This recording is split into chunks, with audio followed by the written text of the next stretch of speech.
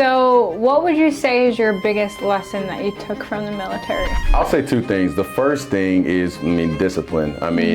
Having a regiment is important and really creating a schedule. I'm very fluid with my schedule, but there are hard stops and hard times for things. So just curious, you seem very disciplined and structured. Those are the two lessons you learned. What is your typical day like now? I usually wake up at 4 a.m. And I start off with some sort of devotional or prayer. I think that's very important to start off with for me. And then, so once I get that part of my day done, spend time there. I do personal training in the morning and sports performance coaching. So I work with a lot of athletes and general fitness clients. And I'm sure doing the hobbies that you like working out, going to Bible study, you're actually able to connect with like-minded people. Absolutely. That you might end up working with. Yeah, some of my fitness clients have become real estate clients too. Yeah. And so it's pretty cool to see how I'm able to merge all the things that I like and kind of pillar it to where it's, all under one umbrella at the same time. Welcome back to another episode of Simple Chat. I'm your host, the CEO and founder of Simple Lending Financial, Janine Cassio, and today we have a local Houstonian with us, Jeff. Jeff, do you mind introducing yourself to our audience? Yes, so my name is Jeff Ejekam. I am a born and raised Houston real estate agent here, and I'm just happy to be here, happy to talk life and real estate, and glad I can be a part of this platform. Thank you for being here. So do you mind telling our audience how you got involved in real estate? Yeah, so I actually was in the military. I served 5 years active duty. There's the discipline. So I served 5 years active duty, but I went to the United States Military Academy at West Point, so played football there 4 years, and then served 5 years active duty, so 9 years total in the military. Wow. And as I was in the military, I heard this beautiful thing called a VA loan, and people were telling me, you need to buy a house, you need to buy a house. And so I finally was like, okay, I think I'm ready to buy a house. So in 2020, I used my VA loan, bought my first property, and I just started seeing the value in real estate and the different things that you could use real estate for, whether it's tapping into equity, whether it's just turning your primary, living in it for a year and turning it into a rental, things like that, different strategies. And I told myself, okay, not only do I want to take advantage of this, but I also want to help people take advantage of this as well too. So I got out the military in 2023 and pretty much knew that my transition was going to be entrepreneurship, and it was more so going to be in real estate. Love that. Yeah. So really just working for yourself as a realtor. Yeah. Because honestly, being in the military, obviously I got a lot of discipline and stuff, but one thing that I will say that has helped me now in my entrepreneurship is that I like running my own show per se. Yeah. And I know that obviously when you're in the military, you always have to answer to somebody. And there's nothing wrong with that for some people. For me, I like kind of calling the shots. So I knew that entrepreneurship was probably the way that I was gonna go. It was just finding that lane, and of course, purchasing that property for myself back in 2020 kind of sparked it and told me that's the lane that I want to go into. Love that. So what would you say is your biggest lesson that you took from the military? I'll say two things. The first thing is, discipline.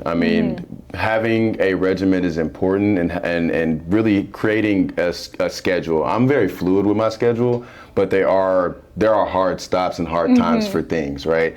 And I think when people don't have those structures in place, it can get really loose, and that's when you start falling off, things don't get done, etc. So I think that was one of the biggest lessons that I learned there.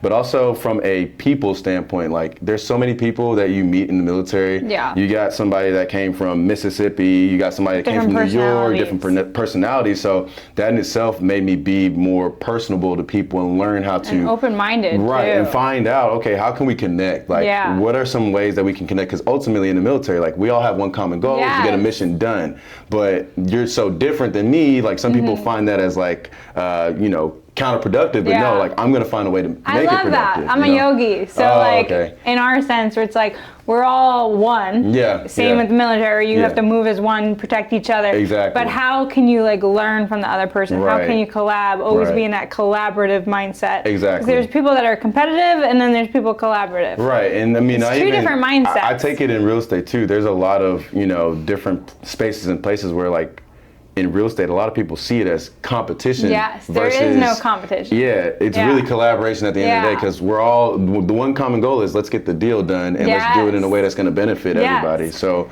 and when you're fighting with each other, there's nothing that comes that at all. You could save the deal if you take accountability where accountability is due. Right, yeah. So just curious, you seem very disciplined and structured. Those are the two lessons you learned. What is your typical day like now? So I usually wake up at 4 a.m. And I start off with some sort of devotional or prayer. I think that's very important to start off with for me. And then so once I get that part of my day done, spend time there. I do personal training in the morning and sports performance coaching. So I work with a lot of athletes and general fitness clients. And that was something that was inspiring me as well too, just because of football background, sports background, and physical fitness background. I knew that fitness and being in shape is important no matter what you're doing in life. And so I wanted to encourage people to do the same thing. So not only me getting up and working out, but encouraging other people to do it too. So that looks like 5 a.m. to 9 a.m. I'm usually doing training of some sort for fitness.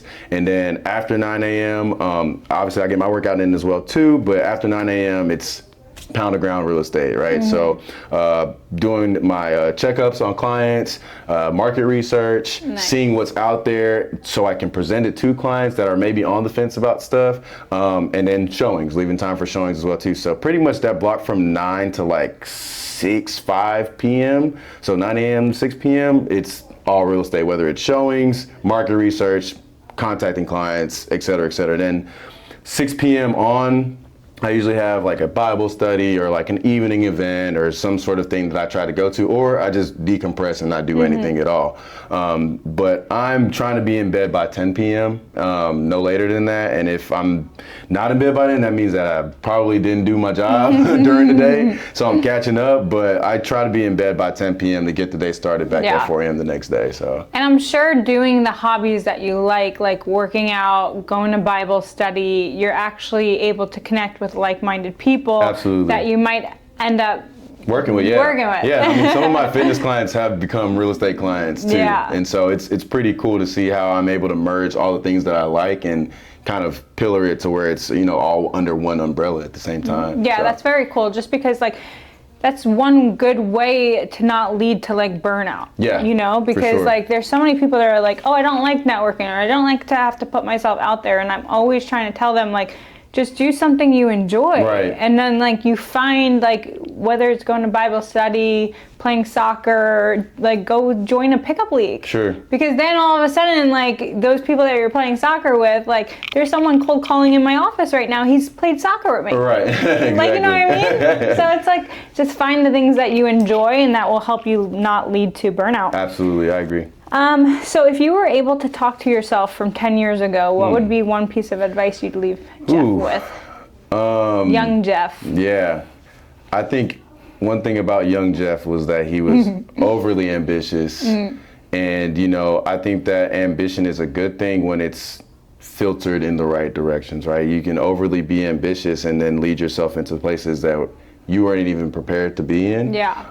So I would definitely say dream big, but have a plan. There's a lot of times where I would just think that I know my ability, so I'm just going to be able to get it done. I don't know how it's going to get done, but I'm going to get it done. But, I'll say in that I have learned a lot, and so that it's created structure in my days and created structure in my business and my life. But if I could revert back 10 years and say, hey, make sure you have a solidified plan before you go into these things, I think that would have helped me, accelerate, a little bit further and faster. But everybody has a story for a reason. I think that the things that I have gone through and the things that I have learned, especially in entrepreneurship, I literally got out of the military and immediately, I've never had a 9-to-5 past the military or anything. This has all been something that this is my first try of everything, right? So I think that one thing that I would definitely tell myself is go in there and really have a plan. I really kind of came out. I played a little bit of professional football after my time while I was still getting my military. I mean, my transition out the military and getting my real estate license. And then it was kind of football was done. And I'm well.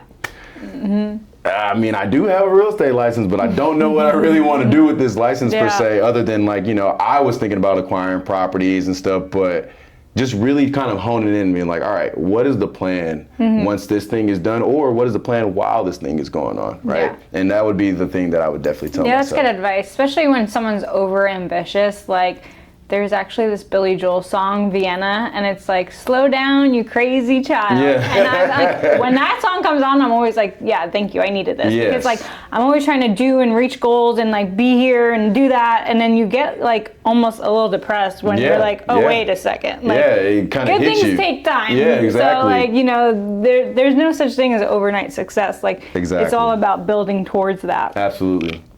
So just curious, what would be like one pitfall that like you either experience yourself or you see your clients falling into? Yeah, for myself, I know for a fact that I am pretty type A, so I like doing things myself a lot. And in this industry, you will experience burnout if you try to do everything yourself. You can't be the multimedia manager, you can't be the content creator, you can't be the leads generator, you can't be this. I had to learn what outsourcing meant. Yeah. And so I have Even though we mentally think that we could do it better than everyone. Truly and honestly, like it got to the point where like in the beginning it didn't feel as bad, but then once you start ramping things up a little bit and you're starting to get some consistency with clients, like you can't really put the time and effort in one thing and think that you're going to put the same time and effort into the other. So outsourcing was something that in the beginning I didn't even like. I heard the word, sure, it's great, but I now outsource and I try to do it as best as possible without having that type A. So I'm really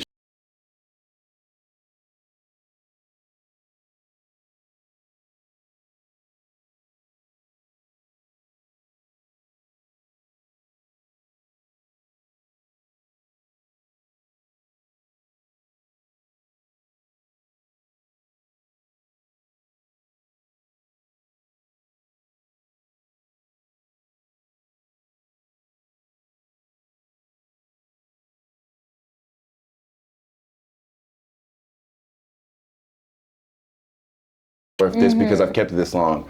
Well, okay, great, but this is what the numbers are saying. This is what forecasting market says, right? So I think that a lot of times with clients, whether you're on the buying or selling side, like it's trying to bring them down to what reality is versus what their grandmother, mother, friend, family may have told them. And just trusting the professional to do their job, right? I'm not in this profession to sway you in a way that's going to only benefit me. Like my responsibility is to cater to you at the end of the day and do things that are going to help you. And so I think a big challenge for my clients is like understanding where we are in the market and that the market fluctuates.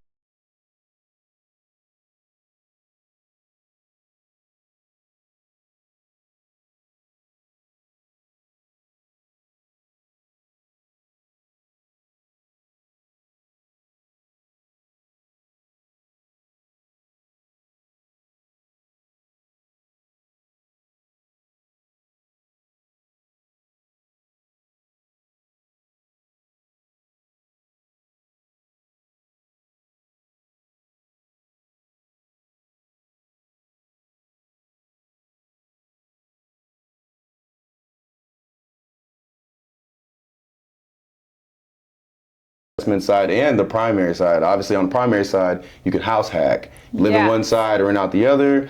It offsets your mortgage and you're basically paying it down. And then once you want to get more advanced, okay, you satisfy the loan product of, okay, I've lived in it for X amount of years. Now I'm able to move out and rent out my side that I was living in, and then I go purchase another property, right? So I think on the primary side, it's good. From an investment side, building duplexes ground up has been really, really good here in Houston. And so just the math part of it, right? You find dirt for X amount of dollars. It costs X amount of dollars to build. It appraises, and now you have $100,000, $150,000, $200,000 in equity, and so you can cash out, refinance, or sell it and rinse and repeat the product, right? And it's just very advantageous, like I said before, because you're not only just selling to other investors, you're selling to people that can purchase it at the price of their home. So as an investor, it's something that you can really tap into, or if you're a primary residence owner, like you can tap into that as well too. Yeah, I think it's actually wild how like the trend right now is like smaller square footage. Yeah. Like people are actually okay living like living minimalist and yes. small and like tiny homes even. Like and how much that has ramped up. And but I think it's because Houston's such like a transplant city. Yeah. That like you have people that have lived in New York that have lived in 800 square feet homes. They're like 1,300 square feet. This is a mansion, like nice. you know. Yeah. And so like especially with people that want to be closer to the city as well too. It's like a risk trade-off yes. that they'll take. And it's nice for builders because they're buying these lands and then they're putting duplexes up that it's like, how are these duplexes fitting on here? But then they're selling too. So I think the trend of making one inner city Houston livable, right? That's what a lot of these builders and investors are helping. And then it's also with people moving here from places that you don't really need a lot of square footage to feel comfortable, like that's also helping too. So so how can people connect with you and find you and use you as a realtor? Yeah, so my Instagram handle is sold by Jeff Ejekam. I'm on Instagram there, and then my TikTok is Jeff Ejekam. Pretty much everything else is Jeff Ejekam, first and last name. I'm pretty easy to reach. You shoot me a DM or a message of any sort, and I'll be able to help you out as best as I can. I try to have resources just like this platform here to be able to send over to people and take care of my clients as best as possible. So if you guys need anything help real estate wise, feel free to contact me and I'll make sure to put you in the right place. I can vouch for his content that he provides a lot of value. So, you know, make sure you tune in and check him out. And thank you guys for tuning into this episode of Simple Chat.